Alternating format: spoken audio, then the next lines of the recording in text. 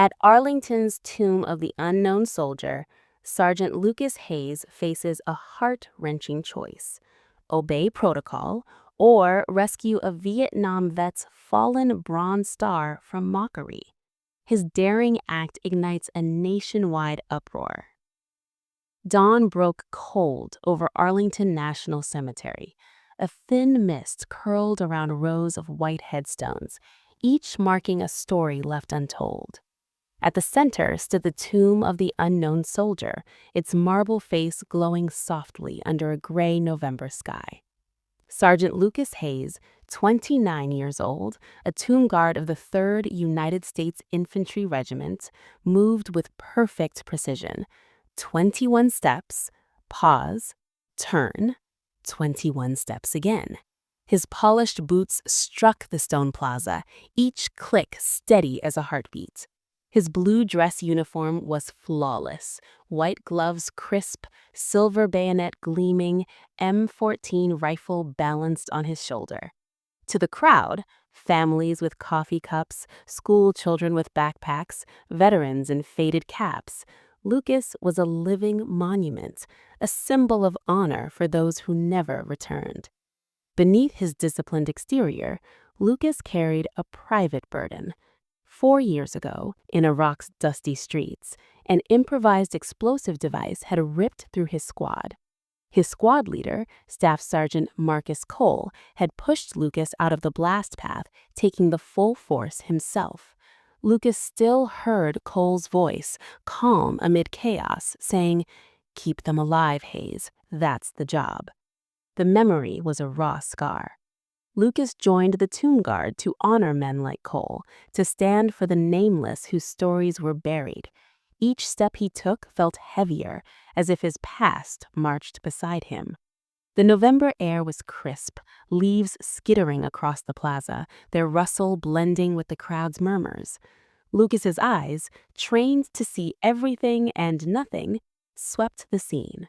A young girl waved a small American flag, her pigtails bouncing. An elderly couple leaned on each other, faces etched with grief.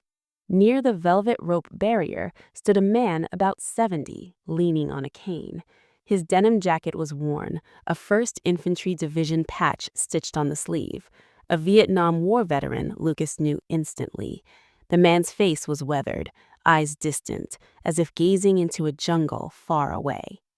Before we continue this story, let us know where you're watching from. If you enjoy stories like this, subscribe to the channel because tomorrow we have another special story for you. His name was Daniel Sullivan, known as Danny, a former Army sergeant who trudged through Vietnam's muddy hills in 1968.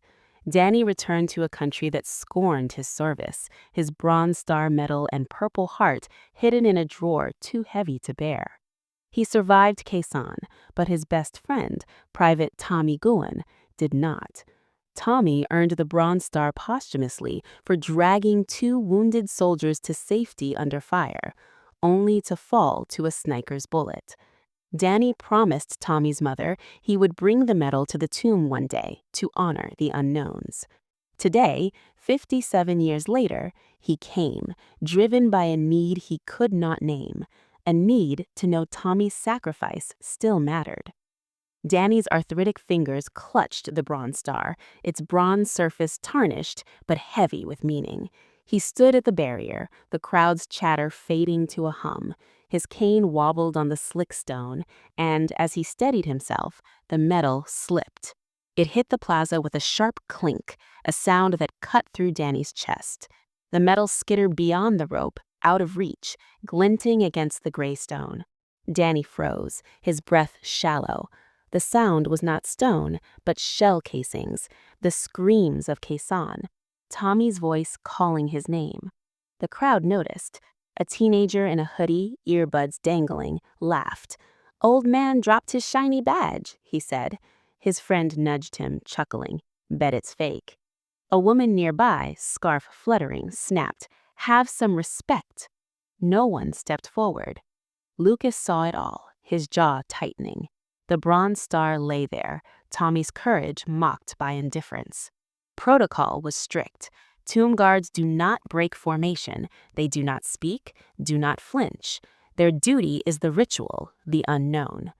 Lucas's mind flashed to a rock when he disobeyed orders to pull a wounded private from a burning Humvee. He was reprimanded, then quietly by his commanding officer. Cole's words echoed, "Don't let them fade, Hayes, not one." Danny bent, his knees creaking, fingers brushing the air above the metal. The teenager laughed louder, his voice slicing the plaza. Lucas's gloved hand twitched, leather creaking. He counted his steps, 19, 20, 21. Pause, turn. The crowd held its breath, sensing a shift like air before a storm. Lucas's eyes locked on the bronze star, its star shape a beacon in the gray. He saw Danny's hand trembling, the slump of his shoulders, the shame on his face.